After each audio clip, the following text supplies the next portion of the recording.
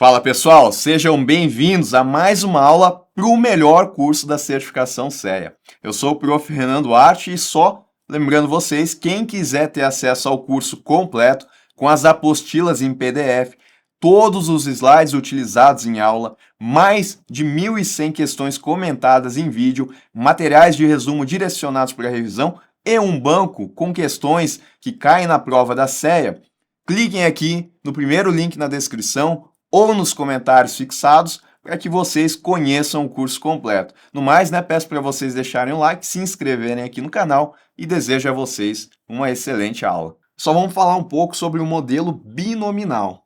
Ele é utilizado para precificar opções com base no pressuposto de que o preço de um ativo ele pode assumir apenas dois valores no vencimento. Ou o preço do ativo ele vai subir ou ele vai cair, tá? Então, essas duas opções aqui, por isso que ele é modelo binominal. Ele é um modelo que ele é útil em situações de precificação de opções americanas, que são aquelas que podem ser exercidas a qualquer momento até a data de vencimento.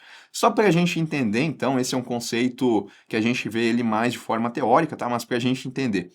Vamos imaginar que o preço atual de uma ação seja de R$ 50 e que ao final do mês ela possa subir para 55 ou cair para 45, tá? O preço da ação de 50 pode subir para 55 ou cair para 45.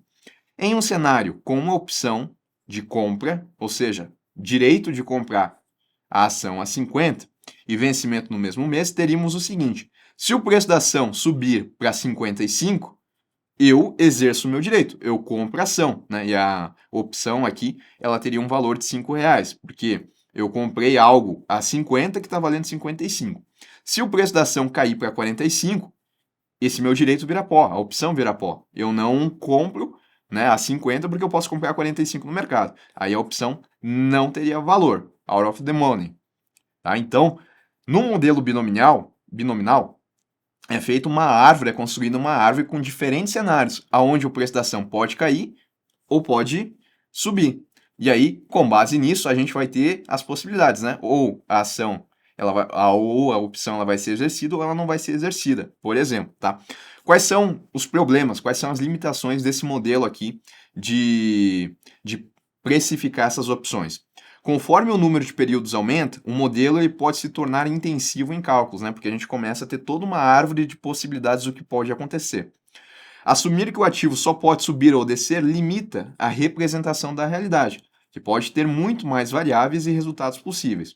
E pequenas mudanças na volatilidade podem ter um impacto significativo no resultado final, tá?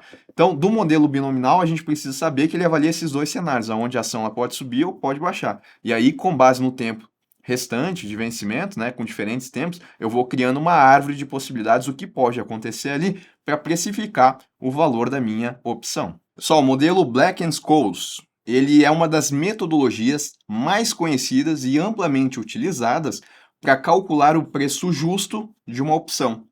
Esse modelo ele busca determinar o valor teórico de uma opção com base em diversas variáveis, assumindo que os retornos do ativo subjacente seguem uma distribuição log normal, tá? Ou seja, os preços do ativo evoluem de forma contínua e aleatória, conforme um processo de difusão com retornos normalmente distribuídos, tá? O que a gente precisa saber aqui na nossa aula?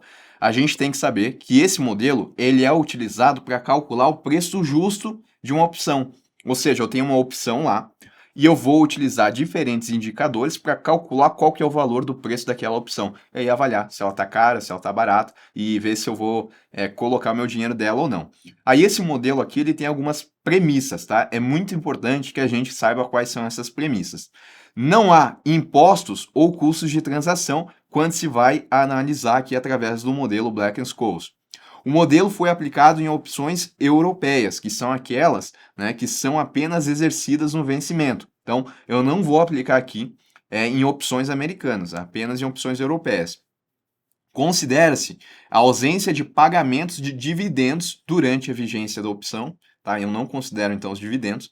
Não existe não existem, né, oportunidades de arbitragem entre a ação e a opção. Então, os arbitradores eles ficam fora desse mercado porque não existe ali a possibilidade, né, o mercado é muito dinâmico e não tem essa possibilidade de fazer arbitragem. O ativo ele é negociado em condições normais de mercado, a taxa de livre de risco, no nosso caso aqui a Selic, ela é constante, e os investidores captam e emprestam recursos a essa taxa livre de risco. Então, todas essas premissas elas têm que valer para que o modelo Black Scholes ele consiga aqui avaliar o preço justo de uma opção. Ele é utilizado, então, né, para opções europeias de compra e venda, oferecendo uma fórmula para calcular o valor da opção com base em fatores como preço atual do ativo, preço de exercício, tempo restante até o vencimento, taxa, juros livre de risco e a volatilidade esperada do ativo. Mas aí a gente considera a taxa livre de risco constante, que não há arbitragem, que não há dividendos, que o ativo está em condições normais de mercado. Fazendo tudo isso, a gente consegue então chegar no preço justo de uma opção. Pessoal, e a operação de financiamento, como é que funciona, tá? Bom, essa operação aqui, com opções, também conhecida como covered call, consiste em comprar o ativo no mercado à vista e vender uma opção de compra, uma call, desse mesmo ativo, garantindo assim uma remuneração adicional chamada de prêmio ao investidor.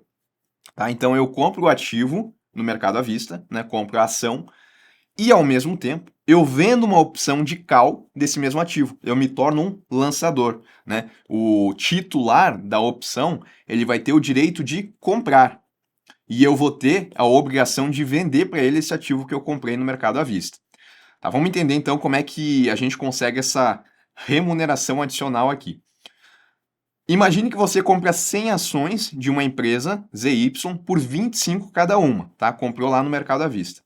Ao mesmo tempo, você vende uma call dessas ações, se torna um lançador, né? E lembrando que o lançador, ele sempre ganha o prêmio, por ter a obrigação de, nesse caso, ter que comprar as ações. Com preço de exercício de 27, e aí ele vai receber o prêmio de 50 centavos por cada ação. Aí a operação, né, isso que foi feito aqui, pode ser resumido nessa tabela. Então a pessoa foi lá e ela comprou 100 ações da ação ZY, ao preço de 25. Ela desembolsou aqui R$ 2.500. Ao mesmo tempo, ela se tornou lançadora, ela vendeu uma opção de compra, né, dessas 100 ações e recebeu 50 centavos de prêmio por cada ação. Então, ela recebe aqui R$ 50. Aqui, por enquanto, o custo total foi de 2.450. Desembolsou 2.500 e ganhou 50 centavos. Mas aí a gente vai ver agora os diferentes cenários do que pode acontecer aqui. Vamos lá, cenário A. Tá? O que vai acontecer? Se na data de vencimento da call, o preço da ação for superior a R$ 27, o titular da call vai exercer o seu direito de compra, tá? Porque no preço de exercício da call, tá travado aqui em 27, né? Se o preço da ação ele for de 28, por exemplo, o que vai acontecer? O titular vai exercer o direito dele de comprar a 27. E eu que comprei essas ações a 25, vou vender elas a 27, tá? Vamos lá então. Continuando aqui. Se na data de vencimento da call, tá, o preço da ação for superior a 27, o titular exerce o seu direito de compra. Nesse caso, você será obrigado a vender as 100 ações pelo valor, né, de 27, o que resultará em um lucro pela valorização das ações. A operação, né, ela pode ser descrita dessa forma. Compra das ações a R$ 25, venda das ações a 27. E isso independentemente de onde for, né? Se for a 28, se for a 29, se for a 30, eu vou vender a 27, porque está lá, né, no acordo que foi estipulado. Eu me obriguei, né, me comprometi, na verdade, me comprometi a vender por 27. Então, independente do preço acima de 27, se for a 50 reais, eu vou ter que vender a 27.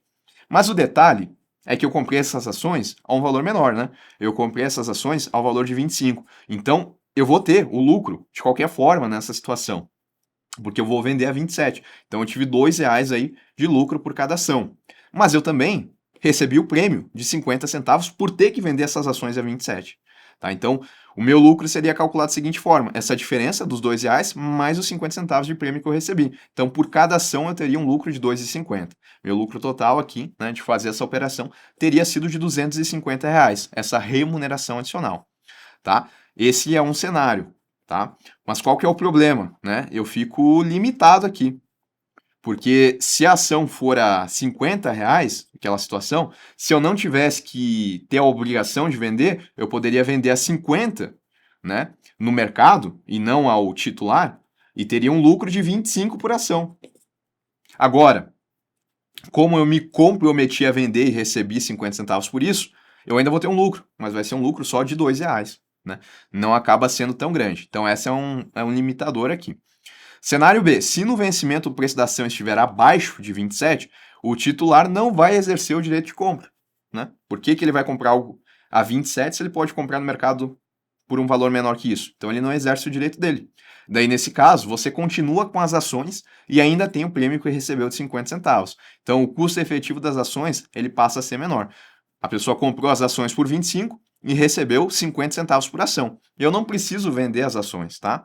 O custo líquido por ação seria R$25 menos 50. É como se eu tivesse comprado as ações a R$24,50, porque eu ganhei esses 50 centavos sem ter que fazer nada. Só corri o risco, né, de ter que vender essas ações se assim o titular exercesse seu direito. Como ele não exerceu, eu fiquei com R$24,50. É bem verdade, né, que se essas ações elas diminuírem de 25 para R$24, eu vou estar perdendo dinheiro, né? Mas não por conta da opção em si que eu coloquei, por conta da desvalorização da ação. Só que a minha perda é menor, né? Se eu não tivesse colocado as opções, eu teria uma perda de 25 para 24, eu teria uma perda aqui de R$1 por cada ação. Como eu coloquei as opções de compra, o meu custo por ação, na verdade, ele ficou em R$24,50. Então a minha perda, ela não é de R$1, ela é de 50 centavos. E conforme a ação ela for perdendo mais valor, né, o meu custo ele vai ser sempre 50 centavos menor do que o que ele seria se eu não tivesse colocado a opção. Tá? Então existe esse potencial aqui de diminuir também o preço de aquisição das ações, tá? Então, mesmo que o preço da ação ele caia até 24,50, você ainda não estaria no prejuízo. É verdade. Se a ação ela sai de 25 e cai para 24,70, eu ainda não estou no prejuízo, né? Porque o meu custo total, na verdade, ele foi de 24,50. Tá? Por mais que eu tenha comprado a 25, pelo fato de eu ter colocado a opção, na verdade ficou em 24,50 porque eu recebi 50 centavos de prêmio.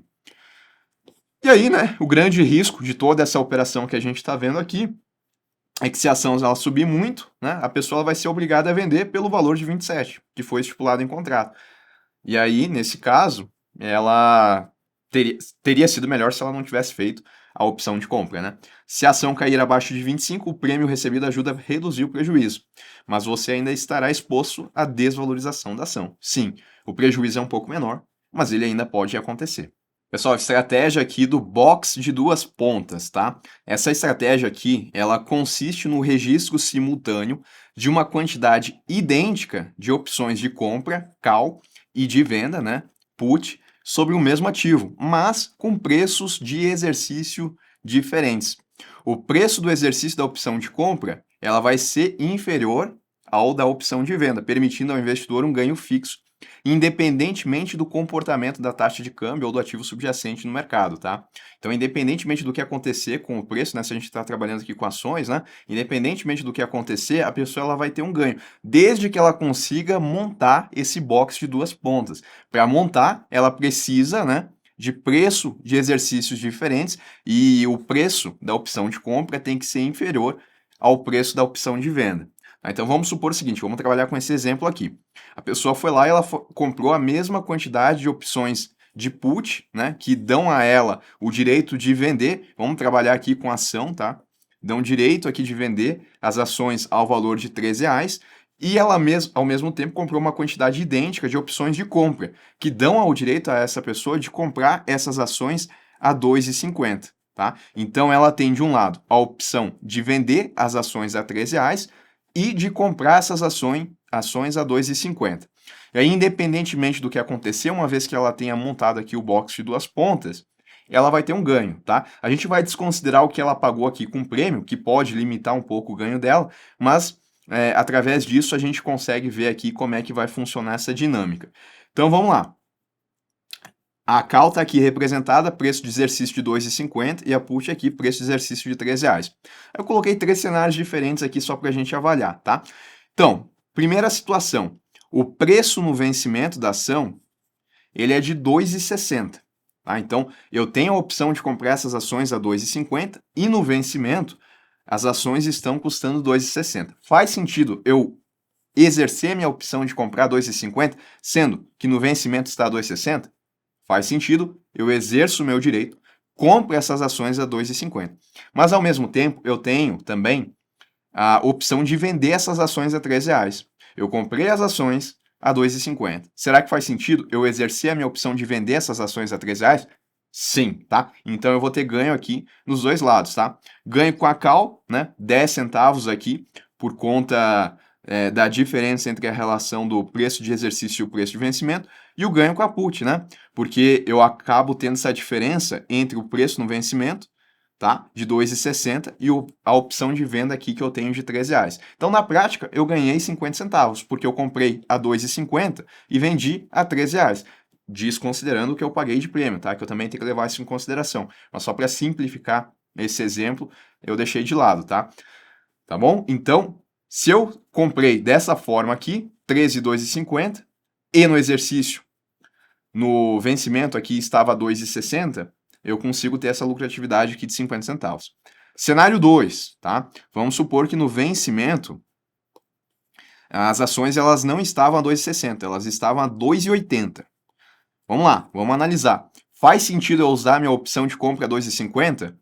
Faz, porque no mercado está 2,80. Se eu for comprar no mercado, eu vou ter que pagar 2,80. Então eu compro a 2,50. E ao mesmo tempo, eu tenho a opção de vender a R$3. Faz sentido, eu comprei a 2,50. Faz sentido eu vender a R$3? Com certeza, né? Eu vou ganhar essa diferença aqui. Então vamos lá, né? O ganho com a call, ele é de 30 centavos, não é? Ele é porque em relação, né, o preço do vencimento aqui em relação ao preço de exercício, eu tenho essa diferença em relação ao preço de exercício, não, né? Em relação ao preço de exercício da call. Aqui, ó. Eu tenho essa diferença de 30 centavos. E além disso, eu tenho o ganho com a put, né? Que é a diferença do preço no vencimento para aí sim o preço de exercício da put, que é de 20 centavos. Na prática, eu comprei a 2,50 e vendi a R$3 de novo. Então, meu ganho, ele continua a 150 centavos. Outro cenário aqui, tá? Para mostrar uma limitação desse modelo. Se o preço no vencimento ele for de 13,10, eu compro a 2,50? Compro, tá? E eu vou ter uma diferença de 13,10 para 2,50, diferença de 60 centavos. Mas aí eu tenho a limitação, porque eu não vou ter ganho com a put. Faz sentido eu vender a R$3, sendo que o mercado está vendendo a 13,10? Não, eu vendo direto para o mercado. E daí eu não vou ter ganho com essa put, eu não vou exercer o meu direito, tá? Mas o meu ganho total ele vai ser de 60 centavos. Por quê? É a diferença entre o preço no vencimento e o preço da call. Do mesmo jeito que eu tenho essa limitação na put aqui, onde eu não vou ter ganho nenhum com ela, né? Eu também tenho na call, né? Por exemplo, se o preço da ação ele estiver mais barato do que o preço que eu tenho da minha opção, eu vou não exercer meu direito de comprar. Quer ver? Vamos supor que o ativo ele esteja em R$2 no vencimento. Eu vou pagar R$2 ou eu vou exercer a minha opção de compra e comprar essas ações a 2,50? Não, né? Eu não exerço aqui a call. E o meu ganho com a call vai ser de zero. Por outro lado, eu tenho a opção de vender a R$13, algo que está custando R$2. Aí eu vou ter um ganho de R$1, tá? Então, o box de duas pontas, ele funciona assim. Só que para montar, eu preciso, né, que o preço de exercício ele seja diferente em relação à put e a call, de modo que a opção de compra aqui ela tem que ser inferior à opção de venda. Daí a gente vê que tem ganhos de diferentes formas aqui, independentemente do preço. Pessoal, e o box de 4 pontas, como é que ele funciona? Ele envolve a compra e venda simultânea de duas calls e duas puts com diferentes preços de exercício. Essa estrutura aqui ela é utilizada para eliminar completamente o risco de mercado e vai garantir para o investidor um retorno fixo, semelhante ao que ele teria em uma aplicação de renda fixa. Uma vez então que ele monta o box de 4 pontas, ele sempre vai ter um retorno fixo. E aí eu venho exemplificar isso para vocês. Então, né, supõe aqui uma operação onde a gente tem preços de exercício de 12 e de 18 reais para uma ação com vencimento em um ano. Aí a operação ela consiste nesses seguintes pontos aqui. Eu vou fazer a compra de uma call com exercício de 12 reais. Para isso, eu vou pagar um prêmio de 2,10. Ao mesmo tempo, eu vou vender uma call com exercício de 18. Aí eu sou o lançador, né? Aqui em cima, na call, eu tenho o direito de comprar a ação a 18. Aqui embaixo, eu tenho a obrigação, se o titular exercer o seu direito, de vender essas ações a 18 reais. Também vou comprar uma put com exercício de 18. Significa que eu tenho o direito de vender essas ações a R$18. E por fim, eu vou vender uma put com exercício de R$12. Significa que eu tenho a obrigação, se o titular exercer o seu direito, né, de comprar essas ações a R$12. E aí, né, eu paguei um prêmio de 2,10 e paguei um prêmio de 13,50. Por outro lado, eu recebi um prêmio de 30 centavos e de 50 centavos. Eu recebi 80 centavos aqui de prêmio e paguei, né, 5,60 de prêmio. Então, o resultado líquido disso, né, é 4,80. Essa é a diferença entre os 5,60 e os 80 centavos que eu recebi. Então, meu desembolso total para montar aqui o box de 4 pontas foi de 4,80. E olha só que legal. Independentemente do que acontecer aqui com o preço da ação, eu sempre vou ter um retorno de R$6. Pode mudar da forma que for, eu vou receber R$6. Como eu desembolsei 4,80, em outras palavras, o meu retorno, ele vai ser, o meu lucro final, ele vai ser sempre de 1,20. Tá? Por isso que é um retorno fixo, por isso que é semelhante a uma aplicação de renda fixa. Quer entender por quê? Vamos pensar o seguinte, e se a ação ela estiver em R$1 na data de vencimento? O que vai acontecer? Eu comprei uma call com exercício de 12. Eu tenho o direito de comprar essas ações a R$12. Eu vou comprar 12, sendo que eu posso comprar no mercado a R$1? Não, tá? Essa opção vira pó. Ao mesmo tempo, eu vendi uma call com exercício de 18. O titular vai exercer o direito dele de comprar a R$18 se ele pode comprar no mercado a R$1? Não. Essa opção vira pó e eu não faço nada também. Agora aqui embaixo a gente vai ter ação, tá? Eu comprei, né, a put com exercício de 18. Eu vou exercer meu direito de vender essas ações a R$18? Com certeza. No mercado, elas custam R$1. Então eu ganho R$17. Porque eu vendo a 18 algo que está valendo R$1. Por outro lado, eu ainda tenho essa ponta aqui, né? Venda de uma put com exercício de 12. Será que o titular ele vai exercer o direito dele de vender essas ações a R$12? Com certeza, né? Porque elas estão a R$1 no mercado. Ele vai vender a 12. E aí eu vou ter que exercer eu vou ter que cumprir a minha obrigação aqui, tá? E aí eu vou ter um prejuízo na diferença, porque eu vou ter que comprar essas ações a 12. Então meu prejuízo aqui ele vai ser de R$11. Essa é a diferença dos 12 para o R$1 que vale a ação. Então o meu ganho foi de quanto aqui? 17 menos 11, o meu ganho foi de R$6. Renan, e se o preço da ação ele fosse de R$2, o que aconteceria? Eu não compro a 12, né? E nem o titular aqui compra a 18. Então os dois viram pós. Eu compro, ou melhor, eu exerço o meu direito aqui de vender essas ações a 18? Sim, né? Porque elas estão valendo 2 no mercado. Mas o meu lucro agora, ele diminui, ele não é mais de 17, é de 16. Do outro lado, o titular exerce o direito dele de vender a 12? Sim, exerce, né? Porque ele vai vender a 12 algo que vale 2. O ganho dele, né? E a minha perda vai ser de R$10. Meu ganho total aqui foi de 6. Eu ganhei 16 e paguei 10, tá? Então, R$6. Vamos avançar um pouco mais aqui. Vamos pensar que o preço da ação agora, ele foi para R$13. O que vai acontecer? Eu tenho o direito de comprar essas ações a R$12. Elas custam 13. Eu vou exercer meu direito? Vou. Qual que foi meu ganho? Foi de R$1.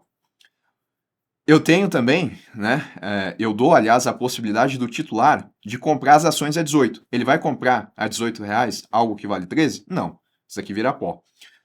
Eu tenho o direito de vender a 18. Né? Será que eu vou vender a 18 algo que vale 3? Vou. Né? E aí eu vou ganhar R$5 em relação ao mercado. Então, mais aqui. Ganhei R$1 aqui, ganhei R$5 aqui. E o titular, ele vai exercer o direito dele de vender a 12, sendo que as ações custam 13? Não. Então, esse direito aqui vira pó. Tá? Então, o meu ganho aqui foi de R$6. E um último cenário. Vamos supor que o preço da ação ela está valendo R$19. O que vai acontecer? Eu exerço o meu direito de comprar a R$12 algo que vale 19? Sim. Tá? Qual que é o meu ganho aqui? Eu vou ganhar R$7, né? Que é a diferença entre o preço que eu comprei e o que vale no mercado. Do outro lado, o titular vai exercer o direito dele de comprar a 18 algo que vale 19? Sim, né? E aí eu vou ter um prejuízo aqui de R$ 1. Eu vou vender a 18? Não, vira pó. O titular vai vender a 12? Não, vira pó. Qual que foi o meu ganho? R$ 6, tá? Então é isso, independentemente do preço, eu sempre vou receber esses R$ 6 aqui. Como eu desembolsei 4,80, o meu ganho vai ser essa diferença, R$ 1,20. É como se fosse um retorno de renda fixa, e inclusive a tributação aqui no box de 4 pontas, ele segue a tributação de renda fixa. Pessoal, Straddle, que é uma estratégia que a gente tem envolvendo opções. Como é que funciona, tá? Ela envolve a compra ou venda simultânea de uma call e uma put sobre o mesmo ativo subjacente, com o mesmo preço de exercício e data de vencimento. O grande ponto dessa estratégia aqui é que eu vou ter o mesmo preço de exercício. Tá? Então, eu vou comprar ou vou vender uma call e uma put. Tá? Se eu for fazer a compra, eu vou comprar as duas coisas. Eu vou comprar a call e vou comprar a put. Ou se eu for vender, eu vou vender as duas coisas. Eu vou vender uma call e vou vender uma put. Mas em ambas as situações, né, eu vou fazer isso com o mesmo preço de exercício. Essa operação ela é utilizada principalmente em cenários de alta volatilidade, que é quando a gente usa o long straddle, quando o investidor ele espera que o preço do ativo se mova significativamente, mas ele não tem a noção de qual direção que vai ser, se vai ser se mover para cima ou se vai se mover para baixo. Independentemente, a gente vai ver que no long straddle, o nosso investidor ele vai ter ganho, tá? Essa estratégia aqui, o long straddle, ela funciona assim. O investidor, lembra, né, que o straddle ou ele compra ou ele vende. O long straddle, ele compra, tá? E aí se ele compra um, ele tem que comprar o outro também. Ele compra uma call e ele compra uma put. Ele vira titular de uma opção de compra e de uma opção de venda. Se ele é titular, se ele está comprando a opção, ele vai ter que pagar o chamado prêmio, tá? É o que ele desembolsa nessa operação aqui. E a ideia dele aqui é justamente ganhar com a volatilidade. Ele espera aqui que o preço do ativo subjacente ele possa subir ou descer e se distanciar, né, do preço de exercício dessas opções aqui. O investidor ele tem uma perda que é limitada, que é o valor que ele paga pelos prêmios, e ele tem um lucro potencialmente ilimitado. Né? Se for considerar o preço subindo, esse lucro ele é ilimitado. Aqui é o gráfico, tá, do long straddle. Percebam que a gente sai daqui, aonde o preço de exercício e o preço de strike, ele é o mesmo do preço do ativo do mercado. Nessa circunstância, eu tenho a minha perda limitada, que é o máximo, tá? O meu prejuízo aqui é o que eu paguei pelos prêmios. Pois a gente vai trabalhar com exemplos aqui com números para entender isso, tá? Mas aqui seria o meu prejuízo máximo no long straddle. E aí, conforme o preço do ativo do mercado ele vai subindo ou vai descendo, se distanciando aqui do preço de exercício que foi definido, eu começo a amenizar esse meu prejuízo até que a partir daqui, né, chega um valor que ele sobe ou que ele cai, que eu começo a ter lucro, né? E se ele continuar subindo infinitamente, o meu lucro ele é ilimitado. Se ele continuar caindo, né, ele só pode cair até zero, né, perto de zero. Daí eu tenho esse limitador, mas do lado aqui que sobe, eu tenho esse ganho que ele é potencialmente ilimitado. E do outro lado aqui, eu tenho o short straddle.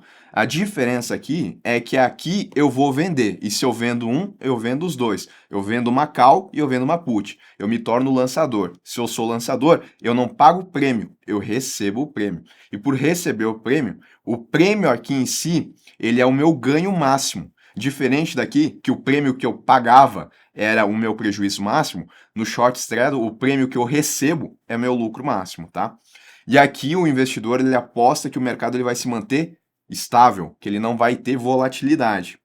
E aí o objetivo dele é ganhar com essa baixa volatilidade, tá? O gráfico, né, ele é semelhante, só que é o inverso aqui. A gente tem a situação da onde a gente tem o preço de exercício e o preço de strike. Se a gente tiver os dois iguais, lucro máximo. Conforme vai se distanciando para baixo ou para cima, vai diminuindo o meu lucro, até que chega um ponto que eu começo a ter perdas que podem, inclusive, serem ilimitadas. Né? Se o preço do ativo continuar subindo e se distanciando do preço de exercício, a minha perda ela é ilimitada. Vamos ver como é que funciona esse daqui, então, com alguns exemplos.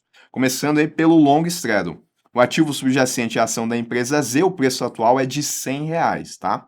Preço de exercício da call e da put também está em R$ 100 aqui. o prêmio que eu paguei pela call é R$ 5 e o prêmio que eu paguei pela put é R$ 5, tá? Porque eu compro no long straddle, né? Para vocês associarem também, para ficar mais fácil, quando eu falo de long straddle, pensem no lucro. O lucro aqui ele é longo, ele é máximo. No short, ele é curto, né? Eu não posso ter um lucro muito grande. Mas voltando para cá, eu pago então o prêmio de 5 pela call e de 5 pela put. O custo total dessa operação aqui é de R$ 10. E aí, né, no long, onde o meu lucro ele tende a ser maior, né? Ele tem a possibilidade, não é que ele tende, ele tem a possibilidade de ser maior. Eu vou apostar aqui na volatilidade. Eu vou apostar, né, que lá no vencimento, o preço da ação, ele se distancie do preço de exercício. O preço de exercício aqui é 100. Ah, se o preço de exercício fosse 150, por exemplo, né, eu ia apostar para o preço de exercício ele se distanciar de 150. É o preço de exercício que eu tenho que olhar. Nesse caso deu coincidência de ser igual, né? Mas tudo bem. Se for para R$ 90, é distante, né? Comparando aqui pelo preço que eu paguei. Se for 110, também. Então vamos lá para dois cenários. Cenário a ação sobe para 120. Eu pergunto, está distante do preço de exercício? Tá, né? E olhando aqui no gráfico, o que aconteceu? O preço de exercício, ele era R$ 100. O preço do ativo no mercado, ele está aqui, ó, 120. Vou colocar mais para baixo aqui um pouquinho. Está aqui, ó, 120. Né? Então, vai dar nessa parte aqui do gráfico. Ou seja, o investidor ele está tendo lucro. Mas por quê? Vamos ver. Olha só, o investidor ele exerce a call. Por que ele vai exercer a call? Porque ele tem o direito de comprar a ação por 100. Beleza, comprou por 100. E ele vende no mercado a 120, porque é o que está valendo, né, no exercício. Lucro da call, ele comprou por 100, vendeu por 120, o lucro dele aqui é de R$ 20. É um lucro que a gente ainda não desconsiderou que ele pagou de prêmio, mas a gente já vai. A put não vai ser exercida, né? Por que ele vai vender a 100 se no mercado está valendo 120? Então ele não exerce. Lucro líquido vai ser 20, que é o que ele ganhou, menos R$ 10 do que ele pagou pelas duas opções. O lucro dele é de R$ 10. Então, o lucro aqui a gente pode dimensionar como de R$ 10. Tá? Quando chegaria aqui no momento que pagaria, né, a operação? Se o preço da ação aqui fosse de 110, ele ganharia R$ 10, né, de lucro. Comprou a 100, vendeu a 110, R$ 10 de lucro, mas ele desembolsou 10. Né? Então, aqui nessa situação, ele sai no 0 a 0 de lucro. Tá? Então, com 110, ou então do outro lado, que é o que a gente vai ver agora. Cenário B, a ação ela cai para R$ 80. O que acontece? Ele não exerce a call, porque não faz sentido ele comprar a 100 se está valendo 80 no mercado. Então, a call vira pó. Ele exerce a put, porque ele vende algo que está valendo 80 a R$ 100, né? E nesse caso aqui, o lucro dele vai ser os R$ 100, que é o que ele vendeu, pelos R$ 80 que ele comprou no mercado. O lucro dele R$ 20, desconta aqui o prêmio, lucro líquido R$ 10. Então, voltando aqui para o gráfico, né, se antes eu tinha que essa ponta aqui é quando o preço do ativo está em 120, aqui está em 100, né? Exatamente nessa ponta aqui, o preço do ativo ele vai estar em 80. Para ficar no 0 a 0, seria 90, tá? E aí, conforme eu vou subindo, vamos supor que o preço seja 150. Eu comprei a 100, vendi a 150, R$ 50 de lucro bruto, desconto o custo, meu lucro vai ser de R$ 40. Então, conforme vai subindo, meu lucro ele se torna ilimitado. Mas quando a ação ela cai aqui a zero, né, não tem como cair mais que isso, não tem como ser negativo, daí eu tenho essa limitação, tá? Então, os dois cenários aqui do long straddle. E, não, tem mais uma possibilidade, né, que é quando o preço de exercício continua em 100, né, ou se movimenta pouco, não chega a se movimentar tanto. Se ele movimentar a 100, eu vou comprar a 100, vou exercer meu direito? Não faz muito sentido, né, posso, não posso, vou exercer para vender a 100? Não faz sentido, né. Aqui acabou dando ruim, porque eu não vou ganhar lucro, né, e vou ter que pagar o meu prêmio, que foi os R$ 10. Então, minha perda máxima é R$ 10. É nessa situação aqui, exatamente, né, aonde está em R$ 100. Se movimentasse um pouquinho, né, se subisse um pouquinho, subisse para 101, por exemplo, aí eu estaria mais ou menos aqui, né, 101, preço do ativo, estaria nessa partezinha aqui. Teria um prejuízo ainda? Teria, mas não seria de R$ 10, seria de 9. E aí, conforme eu vou subindo R$ 1, meu prejuízo vai diminuindo em R$ 1, tá bom? Então, esses são cenários. Short straddle, aqui, né, eu viro lançador. Agora eu vou colocar uma opção de compra e uma opção de put, também a R$ 100 no preço de exercício. tá? Eu recebo 5 e recebo 5. Receita total R$ 10. Aqui, ó, a minha aposta, né, é que não haja muita volatilidade. Então, se a ação ela permanecer em R$ 100, aí o titular da call não vai exercer o direito dele, o titular da, da put também não. Até podem exercer, mas eu posso comprar ou vender pelo mesmo preço do mercado. Então, não tenho aqui prejuízo, né? Na verdade, com R$ 100 aqui, a gente vai ver que o meu lucro ele é máximo, tá? Quando o preço da ação ele está em 100. Mas se a ação ela vai a 120, o que vai acontecer, né? Se ela for a 120, o titular ele vai exercer o direito dele, tá? Deixa eu voltar aqui, ó, short cedo. A ação ela sobe para 120. Eu vou ter que vender a R$ 100, né? O titular da call, lembrem que eu lancei uma call e eu lancei uma put. Quando eu lanço a call, o titular dessa call, ele pode comprar a R$ 100. A ação está valendo 120. Ele vai exercer o direito dele de comprar a 100. E eu vou ter que vender essa ação que vale 120 a R$ 100. Tá? Aí eu vou ter um prejuízo, né? A diferença do valor do mercado pelo que eu estou vendendo. Eu vou ter um prejuízo de R$ 20. A put não vai ser exercida, né? Porque por aqui que ele vai vender a 100 se está valendo 120 no mercado. Então, o meu prejuízo total vai ser o que eu recebi aqui, o melhor, né? O que eu tive de perda menos o que eu recebi aqui de R$ 10. Minha perda, então, foi de R$ 10 nesse cenário aqui. Se a ação ela cai para 80, mesma situação. Só que aqui quem vai exercer o direito vai ser o titular da put, né? Porque ele vai poder vender a 100 algo que está valendo 80. Aí o meu prejuízo vai ser os R$ 100 menos 80, né? Prejuízo de 20 também, a call não vai ser exercida e o meu prejuízo vai ser de R$ 10. Então aquela situação, né? Conforme a gente vai tendo essas oscilações aqui, né? Aqui veio a 80, por exemplo, né? O preço ativo aqui em 80, ou aqui em 120,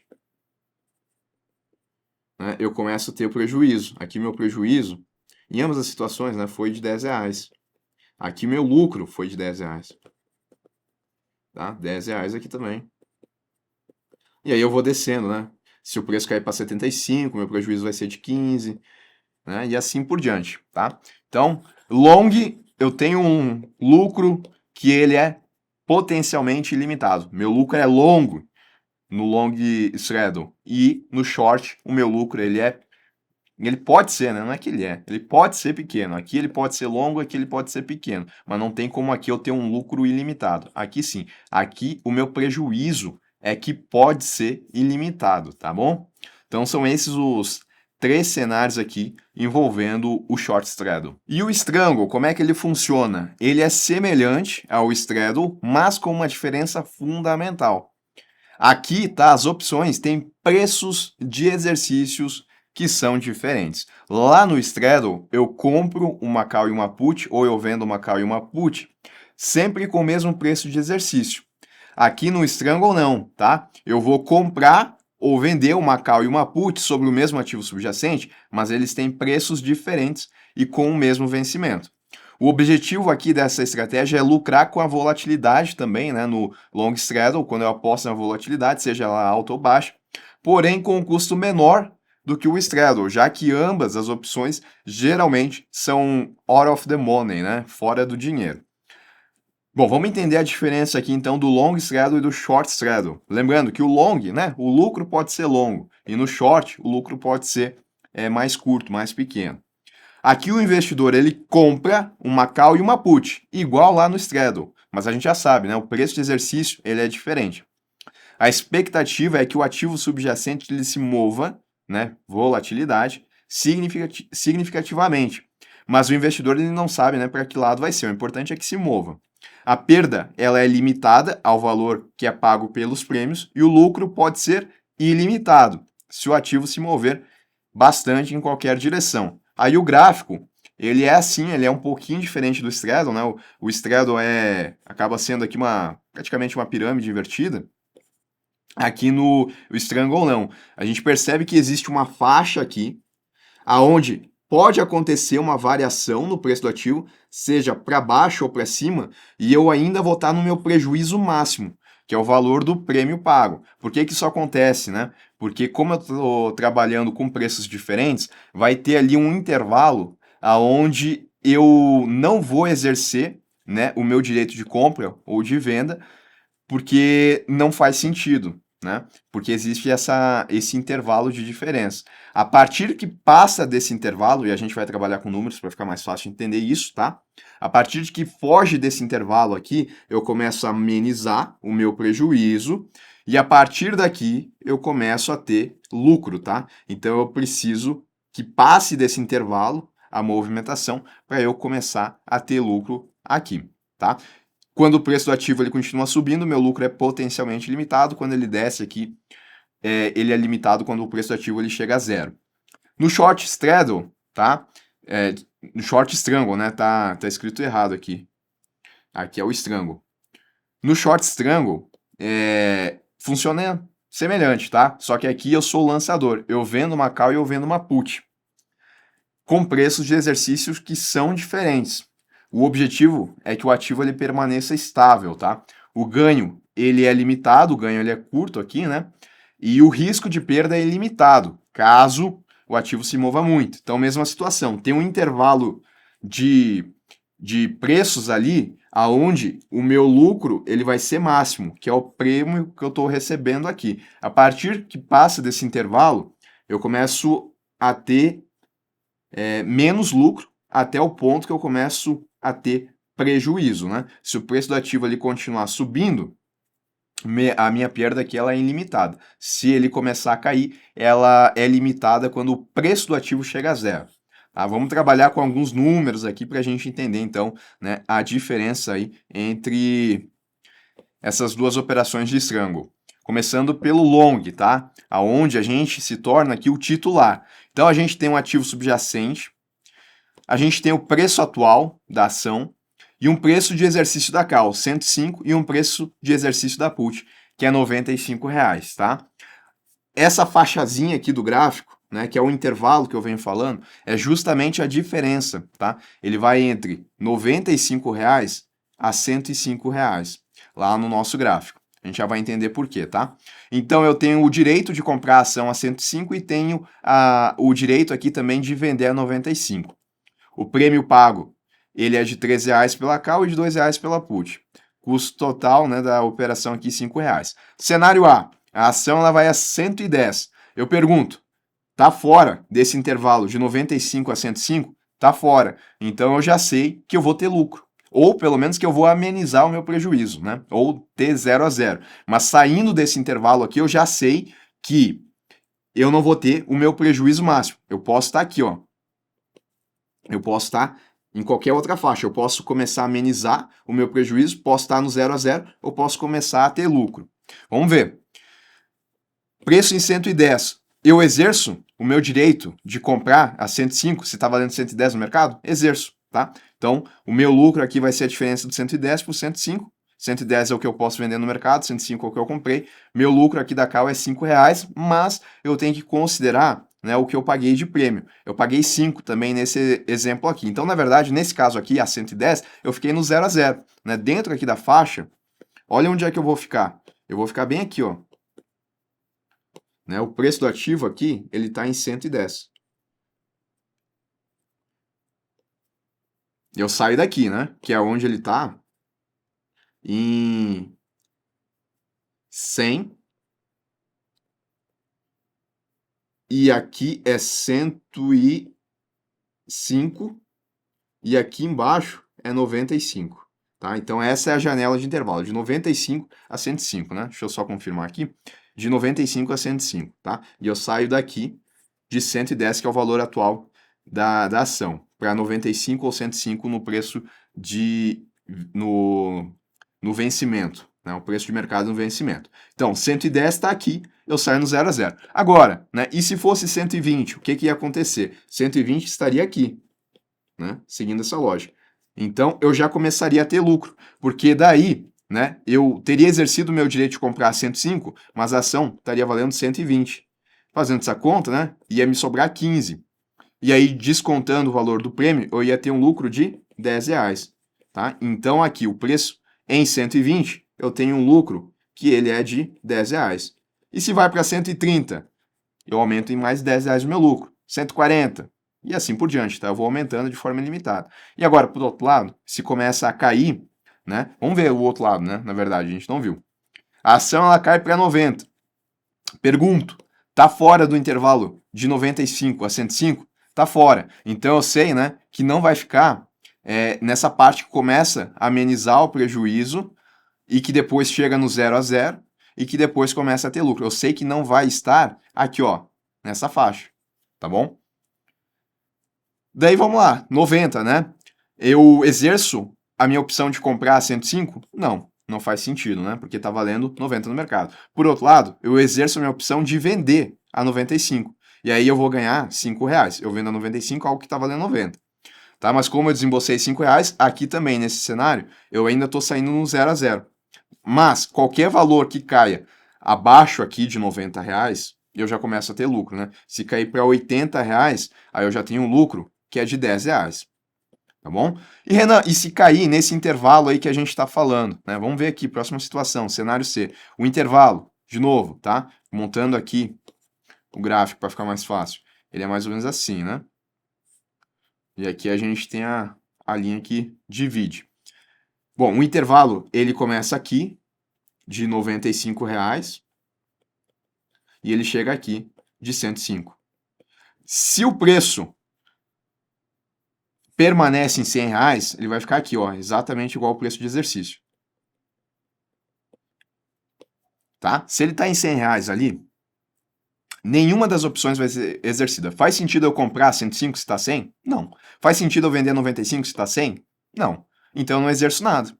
E aí, né, eu só tenho o custo total da operação que é de 5 reais. Então eu tenho prejuízo aqui, né, o preço em 100 aqui, meu prejuízo, ele é de 5 reais. Vou colocar em vermelho. Outro cenário. Preço da ação não em 100. Dentro desse intervalo também, em 97. Faz sentido eu comprar 105 algo que vale 97? Não. Faz sentido eu vender a 95 algo que vale 97? Também não. Não exerço as duas, né? O preço vai estar aqui, 97. Não exerço as duas e o meu custo total é o prêmio, que ainda é de 5 reais. Outro cenário, né? Ao invés de 97, agora está 104. Vamos ver. Com 104, eu compro a 105? Não, não exerço meu direito. Eu vendo a 95? Né? Se vale 104, por que eu vou vender a 95? Não vendo. Tá? Então vira pó as duas opções aqui. Nessa situação, meu prejuízo, né? Ele é de 105. E vai estar aqui, ó, preço de 104. Preço em 105. É o limite, né? Faz sentido eu exercer a minha opção de comprar 105? Posso exercer, ou posso comprar direto no mercado, não vai fazer diferença. Meu prejuízo ainda vai ser de 5 reais. Eu vendo a 95? Não. Daí eu não exerço a minha put, tá? Então, aqui é o limite, que é onde eu tenho a minha perda máxima. E aí, depois disso, eu começo a amenizar o meu prejuízo e começo a ter lucro também. E o short strangle é semelhante, tá? Só que aqui eu vou ter um intervalo, né? Ele vai ser assim. Esse intervalo aqui, que vai de 95 a 105, aqui eu vou ter lucro daí, porque eu estou lançando essas opções. Então eu recebo o prêmio. Vamos lá, primeiro cenário. A ação ela permanece em 100, vai estar aqui, ó, 100 reais. Está dentro do intervalo. Então faz sentido o titular da call, né, que é aquela pessoa que tem a opção de comprar a 105. Ele vai exercer o direito dele de comprar a 105, sendo que ele pode comprar no mercado a 100? Não vai exercer. O titular da put, que pode vender a 95, ele vai vender a 95 se ele pode vender no mercado a 100? Não, não vai exercer também. Nenhum dos dois exerceu, eu não preciso fazer nada. Eu só fico aqui com o prêmio que eu recebi, que é de 5 reais. Tá certo? Se fosse aqui de 102 ou de 97, por exemplo, mesma situação. Os dois não iam exercer e eu ia receber aqui o prêmio de 5 reais como lucro máximo. Mas meu lucro, então, ele fica limitado, né? Nesse intervalo que vai de 95 a 105, ele fica limitado aqui nos 5 reais. E aí, né, por outro lado, quando a gente começa a ter uma mudança aqui no preço, que passa desse intervalo, que vai de 95 a 105, aí eu começo a diminuir o meu lucro, eventualmente eu saio no 0 a 0, eventualmente eu tenho uma perda ilimitada. Tá? Então a ação ela sobe para 110. Ela vai aqui então, né? Nesse caso eu vou ficar no 0 a 0 também. 110, ó. O que vai acontecer? O titular da call ele vai exercer o direito dele, né? De comprar a 105. E eu vou ter que vender essas ações a ele a 105, sendo que elas valem 110. Então eu tenho um prejuízo de 5. Como eu já tive aqui o meu ganho de 5 pelo prêmio recebido das duas opções, eu desconto esse prejuízo e eu fico no 0 a 0. A put não vai ser exercida, né? Ele não vai vender a 95, algo que vale 110, né? Então eu fico no 0 a 0. Agora, se o preço ele vai para 115, o que acontece daí nessa situação? Indo a 115, a gente já começa a ter prejuízo aqui. Porque eu vou ter que vender a 105, algo que vale 115. Eu perco 10 reais. Como eu recebi 5, meu prejuízo aqui vai ser de 5 reais. E a mesma coisa aqui, né? Se a gente vai para 90 reais, eu estou fora desse intervalo, mas eu vou cair aqui no 0 a 0. Né? Porque daí nessa situação, quem vai exercer aqui o direito vai ser o titular da put, que vai exercer o direito dele de vender a 95, algo que está valendo 90. Tá? Aí eu vou ter um prejuízo, né, da diferença do que eu tô tendo que vender para ele de 95 pelo que vale no mercado, meu prejuízo aqui é de 5, mas eu tive um ganho de 5, né? Então eu saio no 0 a 0. Então tá bem nessa situação aqui. E se a gente começa a se distanciar, aí eu começo a ter prejuízo, né? Se eu, por exemplo, o preço vai para 92, 88, né? Se o preço vai para 88, o que vai acontecer? Aí, quando eu for fazer aqui o prejuízo da put, vai ser 95, que é o que eu tô tendo que comprar para vender para ele, e 88, que é o que está valendo no mercado, tá? Então, o meu prejuízo aqui, ele vai ser de 7 reais, tá? E assim a gente vai indo também, tá? A gente vai indo aqui, né? Conforme o preço do ativo ele for caindo, eu vou tendo mais prejuízo. Aqui meu prejuízo já foi de 7. Se ele cair para 80, eu vou ter mais 8 de prejuízo, meu prejuízo vai ser 15, até que o ativo ele eventualmente chega em 0, né? Daí minha perda ela é limitada ali. Só que do outro lado aqui, conforme o ativo ele for subindo, né, a minha perda é ilimitada. Aí eu posso perder muito dinheiro, tá? Sempre, né, no sentido de que no short strangle, quanto mais volatilidade, pior para mim. Enquanto que no long strangle, quanto maior volatilidade, melhor para mim. Pessoal, vamos estudar agora o caps, o floor e collars, que são instrumentos financeiros derivados que permitem às partes envolvidas limitar ou garantir exposição às variações das taxas de juros em contratos. Eles funcionam como formas de hedge contra as oscilações do mercado. Então, olha o caps, por exemplo. Ele limita o custo de um contrato, garantindo que mesmo que as taxas de juros elas subam muito, o tomador ele não vai pagar acima de um determinado valor pré-definido. Só para a gente entender aqui o caps, então. Vamos pensar que uma empresa ela tem uma dívida de 100 mil reais. Aí ela tem que pagar os juros dessa dívida aqui. Né? Vamos pensar que a taxa de juros é 8%. Aí ela tem que pagar 8% de 100 mil. Ela vai ter que pagar 8 mil reais. Percebam que essa dívida aqui e o que ela vai ter que pagar está atrelado aqui à taxa de juros. Se essa taxa de juros for a 10%, a dívida não é de 8 mil mais, é de 10 mil, que é o que ela vai ter que pagar. Tá? Se a taxa de juros for a 12%, aí já não é 10, é 12. Então, quanto mais a taxa de juros sobe, mais vai ser o valor da dívida que essa pessoa tem que pagar, tá? E se a pessoa não tem uma previsibilidade do que pode acontecer com a taxa de juros, essa taxa de juros pode ir de 8% a 15%. E a empresa vai ter que pagar, né, essa diferença aí. Mas se ela estabelece um caps aqui, que é uma forma de proteção, o que vai acontecer? Ela vai definir aqui um cap, que é um valor limite, que se a taxa de juros passar disso, vamos supor que o cap estabelecido aqui foi de 12%.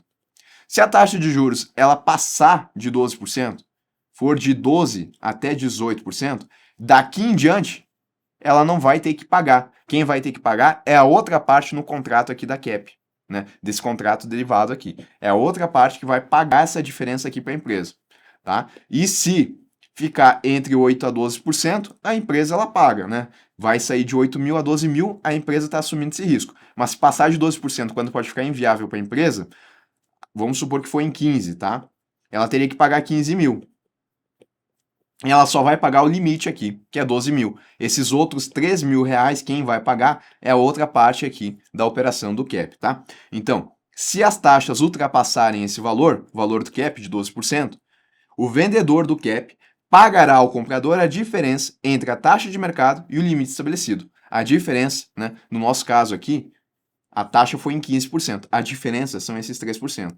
E aí o vendedor do cap, ele paga essa diferença, que é os 3 mil reais, enquanto que a empresa, ela assume aqui até o valor do cap, tá? Então, esse instrumento, ele é útil em cenários de alta volatilidade, quando há o risco de aumento excessivo das taxas de juros. O floor, ele é semelhante, tá? Vamos ver aqui, mesma situação, tá? A gente tem um contrato que ele está atrelado aqui a uma taxa de juros. O floor ele funciona de forma inversa ao cap, estabelecendo um limite inferior para as taxas de juros. Ele é utilizado para garantir que os juros não caiam abaixo de determinado patamar, protegendo assim o rendimento de uma aplicação ou contrato. Vamos pensar que agora eu estou do outro lado, né? Para mim é interessante receber aqui 8 mil reais. Eu estou recebendo, eu não estou pagando. Então, se subir para 15%, eu não vou receber 8, eu vou receber 15 mil. Então, melhor ainda. Mas, e se de 8% cair para 2%? Aí eu não vou receber 8 mil, eu vou receber 2. Viu como é pior? Então, eu estabeleço aqui um floor, né, que pode ser, vamos supor que seja 8% mesmo. Esse é o meu floor. Para cima aqui de 8%, o que vier é lucro para mim. Se for 10%, eu vou ganhar 10 mil. Se for 11, 11 mil, tá? Caiu abaixo de 8%, como eu comprei esse floor, né, vamos supor que caiu aqui para 5%. Eu vou receber ainda 8 mil. Porque quem vai me pagar, né, essa diferença entre os 5% e o 8%, porque a taxa foi a 5%, eu teria que receber 5%. Mas como eu fiz o floor, eu recebo essa diferença. Eu recebo 8 mil ao invés de receber só 5. Mas quem vai me pagar esses 3 mil é a parte que vendeu o floor. Tá? Então, ele funciona de forma inversa ao cap, estabelecendo um limite inferior para as taxas de juros. Tá? Então, se as taxas de juros caírem abaixo desse piso, o vendedor do floor paga ao comprador a diferença. Tá? A taxa também pagando 5 mil. A diferença, esses 3 mil que vai chegar no 8%, que é o piso do floor aqui, quem vai me pagar é o vendedor. E o collar? Ele é uma combinação de cap e floor, tá? Com ele, o tomador de empréstimo pode limitar a variação da taxa de juros entre dois níveis pré-definidos, tá? Ele pode estabelecer o teto e o piso. Então, combina essas duas. Dessa forma, né, o risco de oscilação das taxas ele é controlado dentro de uma faixa, proporcionando proteção contra movimentos bruscos, tanto para cima quanto para baixo. Então, imagine, por exemplo, uma empresa que pegou um empréstimo de longo prazo e teme que as taxas de juros possam subir nos próximos anos. Essa empresa pode adquirir um cap para garantir que não vai pagar, né, essa taxa a mais de 8%, mesmo que o mercado suba a 10%. Então, subindo a 10%, como ela estabeleceu em 8%, a diferença, os 2%, quem vai pagar é o vendedor, tá? Então, o vendedor paga essa diferença. Ou ainda, né, uma empresa que pegou um empréstimo pode querer limitar tanto a alta quanto a queda de juros que está pagando. Ela pode optar por um collar, que é uma combinação de cap e de floor, e que se as taxas subirem acima de 7, a empresa pagará apenas 7. Se as taxas caírem abaixo de 3, ela vai pagar no mínimo 3, tá? Aí, né, em certas situações pode fazer sentido ter o collar aqui também, né, que vai atuar nos dois sentidos. Mas são estratégias que vocês podem ver aqui que elas são de hedge para a pessoa que está comprando, porque ela está se protegendo aí das oscilações. Pessoal, e a gente tem as opções exóticas com barreiras, tá? Então, são tipos de derivativos que possuem características adicionais em relação às opções tradicionais, como as opções de compra e de venda. Essas barreiras influenciam o exercício da opção, podendo ou ativar ou desativar a opção, dependendo do preço do ativo subjacente atingir ou não determinados níveis durante o prazo de contrato. Esses determinados níveis são exatamente essas barreiras, tá? Essas principais barreiras das opções exóticas são conhecidas como knock-in e knock-out. E aí dentro do knock-in, eu posso ter um up in the in e um down in the in. É a mesma coisa no knock-out, tá? Vamos ver o knock-in primeiro. Essas opções só passam a existir ou podem ser exercidas se o preço do ativo subjacente atingir um nível de preço específico, né, que é a barreira, durante o período de vida do contrato. Então, no up and in, a opção só passa a existir se o preço subir e atingir a barreira. O preço de mercado da ação, né, precisa atingir a barreira. Quando ele atinge a barreira, eu posso exercer a minha opção. Antes de atingir, eu não posso. E no down and in é o contrário, tá? Só vai passar a existir se o preço cair e atingir a barreira. Então, exemplo aqui, suponha que uma empresa adquira uma opção de compra de ações com barreira knock-in. Se o preço da ação atualmente em R$ 50 ultrapassar a barreira de 55, e vamos supor que eu tenho uma opção de compra aqui, tá? A minha opção de compra é de comprar essas ações a R$ 45. Eu pergunto, olha só que interessante, tá? Se o preço da ação estiver em 50, é interessante para mim comprar a 45?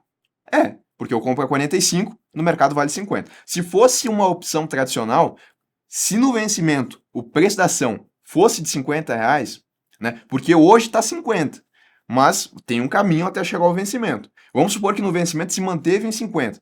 Faz sentido eu exercer e comprar a 45? Faz. Só que eu tô com uma opção exótica, que eu tenho uma barreira definida, né? O meu knock-in, que é de R$ 55. Então, mesmo que faça sentido eu comprar a 50, eu não vou poder comprar, porque a opção ainda não existe. Ela só vai existir se chegar a 55. Mas, Renan, beleza então. Não ficou em 50. Lá no vencimento foi a 53. Melhor ainda, né? Eu poderia comprar a 45. Mas como eu tenho o knock-in, que tem que chegar em 55, eu ainda não tenho essa opção, ela ainda não existe. Agora, lá no vencimento, não foi 53. Lá no vencimento, ela saiu de 50 e foi para 57. Atingiu o knock-in? Atingiu. Aí agora essa opção ela existe. E eu posso comprar a 45, tá? Então é assim que funciona. Isso no caso, né, do up and in, que é quando tem que atingir um valor para cima. E se fosse um down and in, seria o contrário, né? É quando ela tem que atingir um valor para baixo. Bom, e o knockout, aí é o contrário, tá? Nesse caso, a opção ela é automaticamente cancelada se o preço do ativo subjacente atinge uma barreira pré-definida durante o prazo do contrato. Aí a gente tem um up and out, que é quando o preço subir e atingir a barreira, e o down and out, que é quando a opção deixa de existir se o preço cair e atingir a barreira. Então vamos montar aqui conforme o exemplo de novo, tá? Imagine que o investidor ele adquira uma opção de compra de uma ação com barreira de knockout de R$ 60, tá? Então, o investidor comprou, né, a R$ 60, aliás, né, a barreira está 60. Se o preço da ação ela alcançar R$ 60 durante a vida da opção, ela é cancelada automaticamente, não pode ser exercida, mesmo que o preço continue a subir, tá? Então, R$ 60. Esse daqui, no nosso caso, né, é quando ela vai deixar de existir. Então, vamos pensar, a gente está falando aqui, né, de um knockout, vamos supor que seja aqui o up and out. E vamos pensar que o preço é de R$ 55, tá? E nessa situação aqui, vamos pensar que eu tenho o direito de comprar também a 45, tá? Enquanto subir de 55 até 60, olha que interessante. De 55 a 60 eu posso comprar a 45, tá? Agora, se no vencimento isso ultrapassar R$ 60 aqui, né, chegou em 60, não vai poder subir mais, na verdade, porque quando chegar em 60, vai cancelar automaticamente. E essa opção que eu tinha de comprar a 45, eu já não vou mais poder exercer ela, tá? É uma barreira knockout. Seria interessante eu comprar a 45 algo que está valendo mais de 60? Seria, né? Seria bastante. Mas como existe a barreira aqui, chegou em 60, cancelou. Eu não vou poder mais exercer. Mas, Renan, e se não chegou em 60, né? Se estava ali em 58, aí eu vou poder exercer. Posso exercer, comprar a 45, né? Algo que está valendo 58. Mas no momento que chegar em 60, cancela, tá? Deixa de existir. Então, né, são dois exemplos aí de operações envolvendo barreiras, opções exóticas com barreiras, tá? Knock-in e knock-out. O up é quando o preço ele vai subir e o down é quando o preço vai descer, né? No knock-in vai começar a existir e no knock-out vai ser cancelado.